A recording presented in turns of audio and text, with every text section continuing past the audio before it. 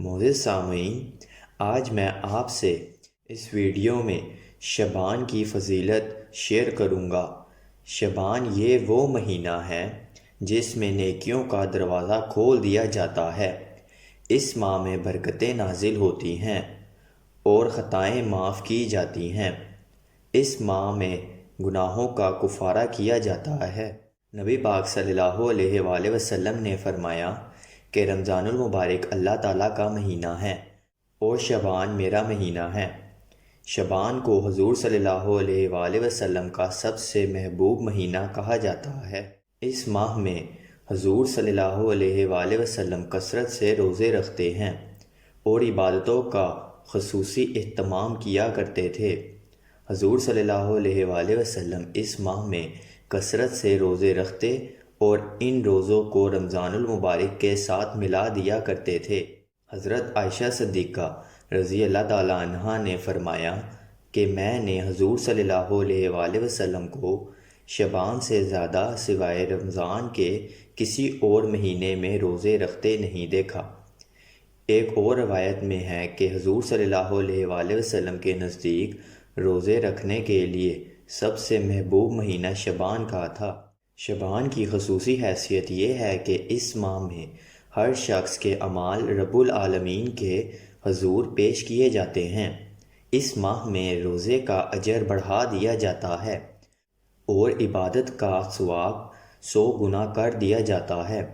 ایک روایت میں ہے کہ ایک صحابی رسول اللہ صلی اللہ علیہ وآلہ وسلم کی بارگاہ میں حاضر ہوئے اور عرض کی، یا رسول اللہ، آپ تو انسانیت کے اس درجے پر فائز ہیں کہ جس کا کوئی ہمسر نہیں، مگر پھر بھی آپ اتنی عبادت کی مشقت میں کیوں مبتلا ہوتے ہیں؟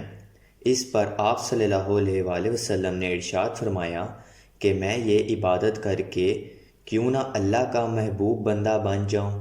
ایک اور روایت میں ہے کہ حضور صلی اللہ علیہ وآلہ وسلم نے فرمایا کہ لوگ اس ماہ مبارک کی عظمت سے غافل ہے۔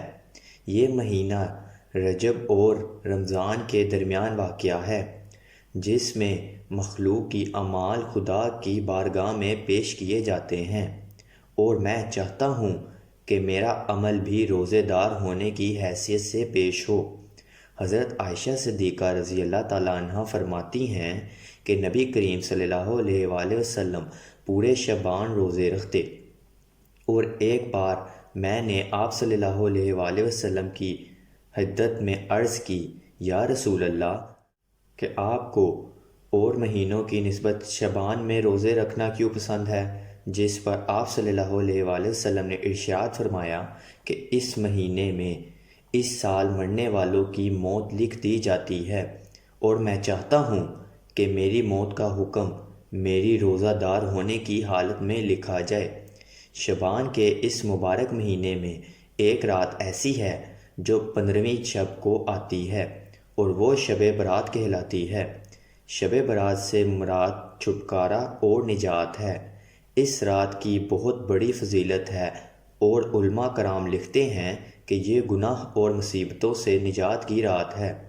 جس طرح زندہ انسانوں کے لیے دنیا میں 2 عیدوں یعنی عید الفطر اور عید الاضحیٰ کی راتیں آتی ہیں، اسی طرح فرشتوں کے لیے بھی 2 راتیں آتی ہیں، ایک لیلۃ القدر اور دوسری لیلۃ البرات کہلاتی ہے۔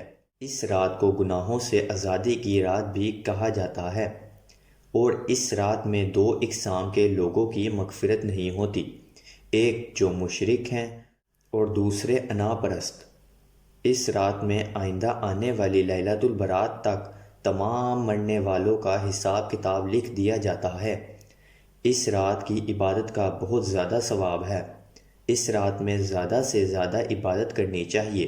وہ رب کی بارگاہ میں اپنے اور اپنے مرحومین کی بخشش کے لیے دعا مانگی۔ اللہ تعالی ہم سب کو اس ماہ مبارک کی برکتوں اور رحمتوں سے فیض یاب فرمائے، آمین۔